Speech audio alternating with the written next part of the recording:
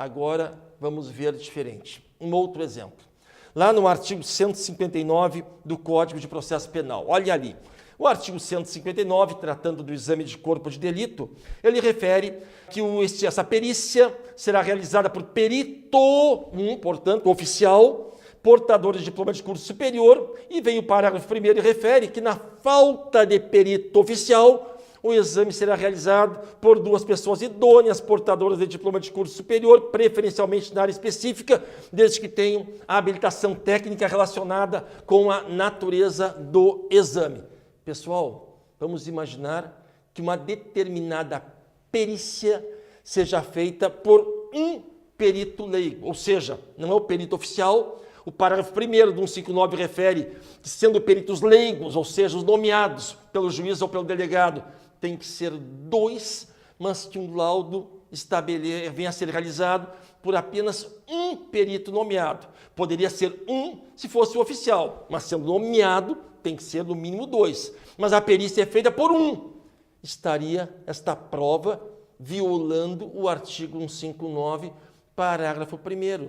Isso cairia na ilicitude? Vamos pensar, o artigo 159, parágrafo 1º, refere o quê?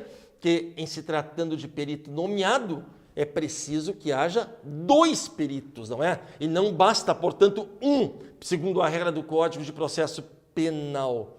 Esse artigo poderia dizer o contrário? O artigo 159, parágrafo 1º, poderia dizer basta um perito nomeado? São necessários 3 peritos nomeados? O artigo pode constar o que o legislador quiser nele. Por quê? Porque não há violação à norma constitucional. O artigo não se tornaria inconstitucional, 159, parágrafo 1º, por dizer que basta um perito nomeado. Ou seja, é uma norma, queridos, que tem um fim em si própria. Uma norma que poderia dispor o contrário do que dispõe e não se tornaria inconstitucional por esta razão. Então, este laudo cai na ilegitimidade, é prova ilegítima, porque viola uma norma de caráter puramente processual, sem reflexo na Constituição Federal. Outro exemplo, que eu já falei a vocês até, o artigo 226 do CPP, olhem lá na tela, o artigo 226 refere o reconhecimento, não é?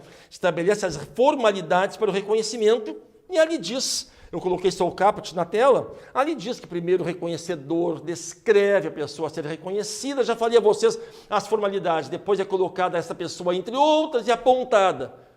O artigo poderia dizer simplesmente assim, o reconhecimento é feito mediante o gesto de apontar a pessoa?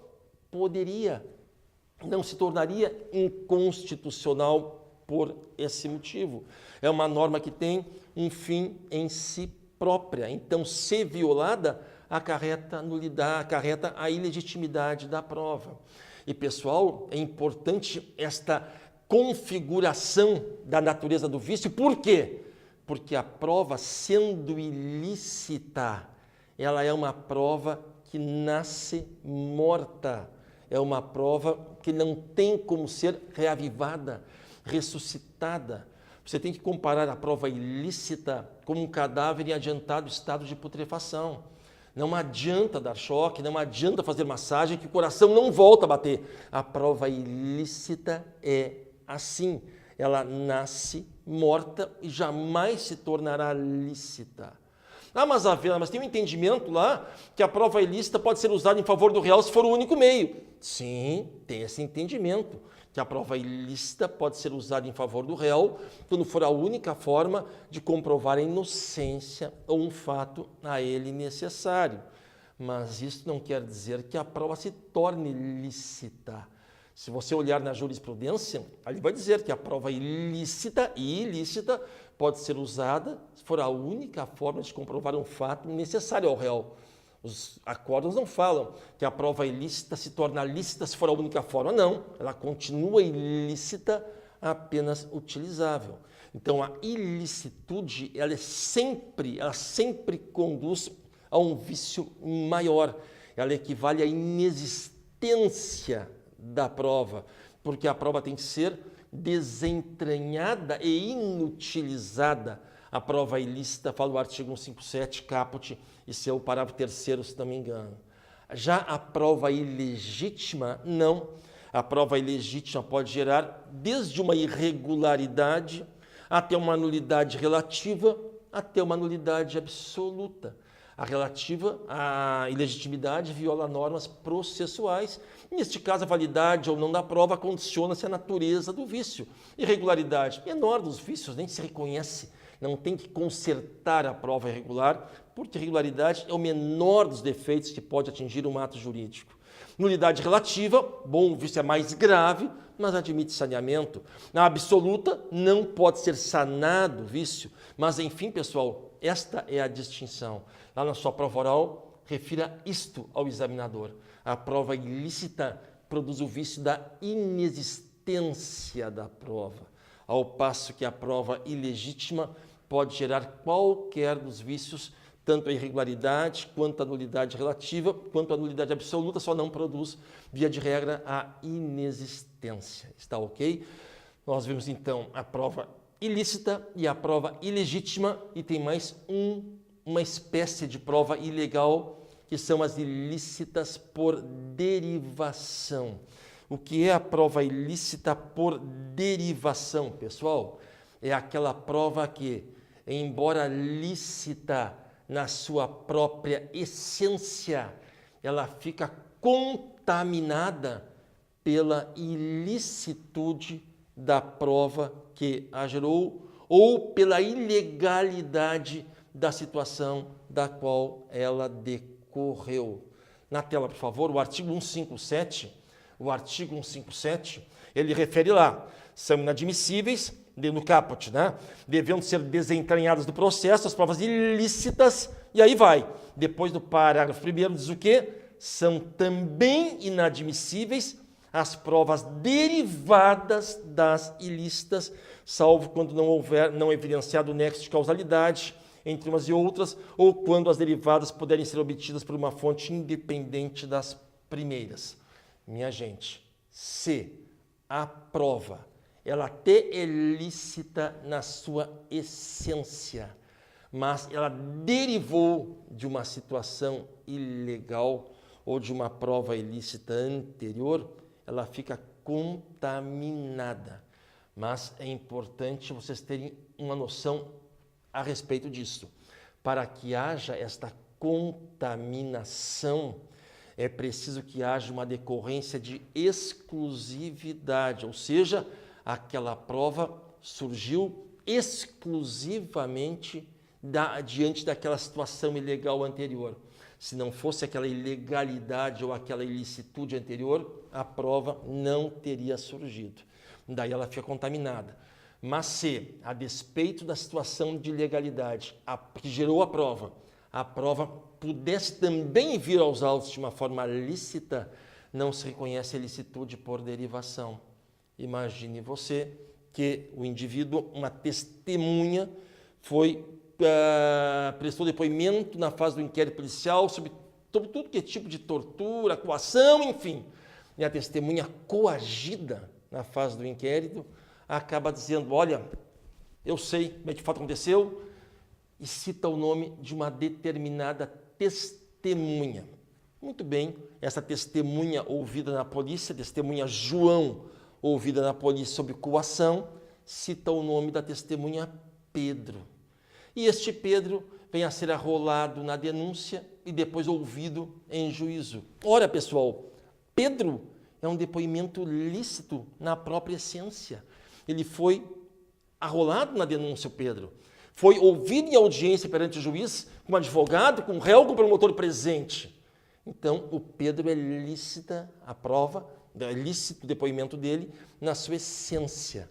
Mas vamos supor que venha aos autos o depoimento do João, dizendo, olha, na delegacia eu citei o Pedro porque foi coagido. Ou seja, não teria surgido o nome de Pedro se não fosse a coação realizada sobre João na fase policial. Neste caso, então, o testemunho de Pedro, diante da comprovação de que o João, na fase policial, referiu o nome dele sob coação, o testemunho de Pedro fica contaminado pela ilicitude do depoimento de João, que foi coagido, a ilicitude do depoimento de João contamina o depoimento de Pedro. Agora, vamos imaginar diferente, que tudo isso aconteceu. O depoimento do João foi sob tortura na polícia. O João torturado deu o nome de Pedro, e o Pedro, então, foi ouvido em juízo. Ouviram o Pedro, ouviram o João, e o João contou. Olha, fui torturado na polícia, por isso que eu falei o nome do Pedro, senão não tinha colocado ele nesta bronca de ter que prestar depoimento de um fato tão grave, com risco de vida, etc. Enfim, tá, muito bem. O juiz ouviu o Pedro, ouviu que deu a versão, ouviu o João, que narrou como que Pedro chegou nos autos, mas o juiz continuou a instrução, e daqui a pouco houve uma testemunha, o Miguel. E o Miguel diz, olha, juiz, eu não sei nada do fato, mas quem sabe tudo é um tal de Pedro, estava aí fora até agora. Ou seja, o nome de Pedro teria surgido, ainda que não fosse a referência de João.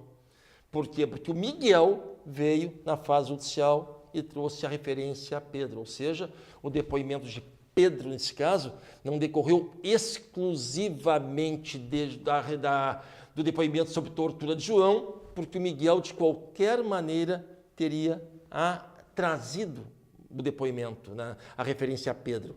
O depoimento de Miguel foi uma fonte independente da tortura sobre João, que trouxe o testemunho de Pedro, a referência a Pedro como testemunho importante naqueles autos.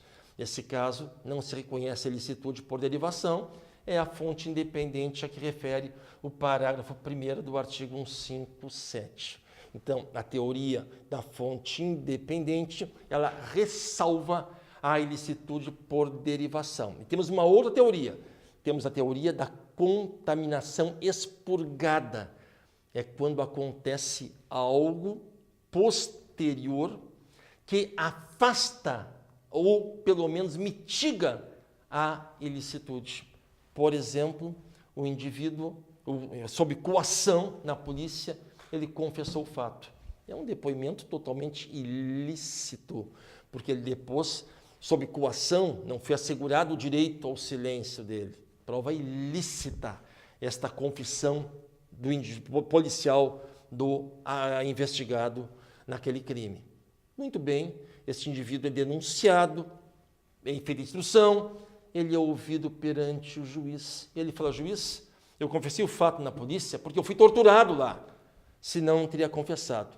Mas, apesar disso, hoje eu vou repetir, eu me arrependi e eu vou continuar confessando a Vossa Excelência. Então, agora o indivíduo que foi torturado na polícia, confessou lá sob coação, chega perante o juiz, presentes todas as garantias, seu advogado, promotor, livre de qualquer pressão, esse indivíduo, ele continua a confessar. Esta confissão espontânea agora em juízo, com todas as garantias observadas, expurga, mitiga a ilicitude daquele depoimento policial lá atrás. É a teoria da contaminação expurgada. Outra ressalva da ilicitude por derivação. E uma terceira ressalva é a teoria da descoberta inevitável, ou seja, o fato, a prova veio de uma forma ilícita, mas de qualquer maneira viria de uma forma lícita, ou pelo menos é muito provável que viesse de uma forma lícita. Por exemplo, uma determinada autoridade policial invade casa alheia, não tem mandato, não é flagrante, nem desastre, nem socorro, e lá apreende um determinado documento, um objeto importante para comprovação do crime, enfim. Essa prova resultante da apreensão é ilícita. Porém, ilícita por quê? Ilícita por derivação, porque o documento foi obtido ou o objeto alcançado a partir de um ingresso ilegal na casa daquela pessoa. Então, a apreensão fica contaminada com a ilicitude da entrada do policial na casa. Só que, daqui a pouco, outro policial chega na casa, um delegado, desta vez com mandado, que não sabia da ação do anterior, para realizar a revista busca e apreensão na casa. Ou seja, neste caso, o delegado anterior já veio, já fez a apreensão ilegal, sim, mas ainda que não fosse o ato do delegado anterior, o delegado de agora, certamente é muito provável, localizaria e apreenderia o mesmo objeto munido de mandado. Então a coisa veio de forma ilícita, mas de qualquer maneira teria vindo de forma lícita, caso realizada a apreensão por outro delegado, dessa vez que tinha mandado. Minha gente, em rapidíssimas palavras, é isto a teoria das provas ilegais. Eu destrincho tudo isso no meu livro, Processo Penal, todos vocês conhecem, está na 11ª edição. Tudo isso é colocado lá de forma clara, inclusive com inúmeros exemplos, ok? Um abraço a todos.